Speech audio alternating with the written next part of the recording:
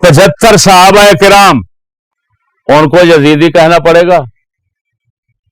کیوں؟ انہوں نے بیعت کی یزید کی، اور یزید کو اپنے دور میں امیر المومنین کہتے رہے، اور اتنا بات اگر کوئی بیان کرے اس وقت کے حوالے سے تو فوراً فتویٰ ٹھک جاتا ہے۔ اس وقت کے حوالے سے میری بات ذہن میں رکھنا، کیونکہ یزید کو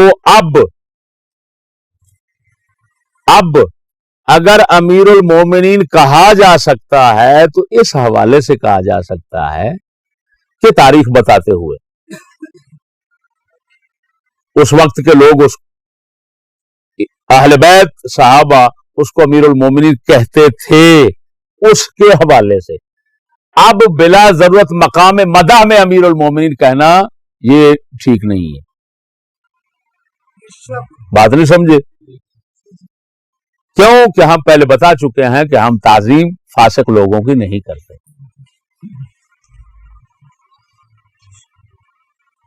تو امیر المومنین انتہائی تعظیم کا لفظ ہے، ان کی ضرورت تھی، وہ ضرورت کے تحت استعمال کرتے تھے۔ ہم بلا ضرورت تعریف اور مدح کے مقام میں جس طرح کے وہاں بھی لوگ کرتے ہیں ہم اس طرح نہیں کرتے۔ بات نہیں سمجھ آئی؟ یہ چیز ہے، یہ فرق سمجھنا۔ تو 75 صحابہ کرام جن کے اسماء گرامی ناچیز کی کتاب کے اندر نقشے کے ساتھ موجود ہیں، اس کتاب میں بیعت یزید سے انکار کا سبب جو کتاب ہے، 75 صحابہ کرام کے نام اسماء گرامی جو ہیں وہ موجود ہیں۔ تو کیا ان کو بھی یزیدی کہیں گے؟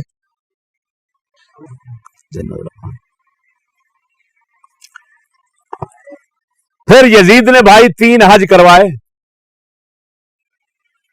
3 حج پڑھائے، 3 سن 51 میں اپنے باپ کے ہوتے ہوئے ابا جی نے بھیجا تھا، سن 51، سن 52، سن 53، 3 حج کرائے۔ اہل بیت نے پیچھے حج ادا کیا، صحابہ نے پیچھے حج ادا کیا، لاکھوں تابعین نے حج ادا کیا، تو وہ سارے یزید کہیں گے ان کو؟ جو کہہ دیتے ہیں پیچھے میں نے مسئلہ بیان کیا کہ امام حسین نے یزید کے پیچھے نماز پڑھی، یزیدی اس سے پوچھو یہ لاکھوں تابعین، یہ جن حضرات نے 3 بار حج پڑھا اس کے پیچھے، وہ سارے کے سارے یزیدی؟ خبیث کچھ تو سوچو۔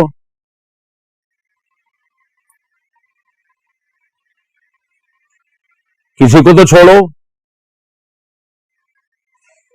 اس کو جہالتیں کہتے ہیں، یہ بے لگامی کا نتیجہ ہے۔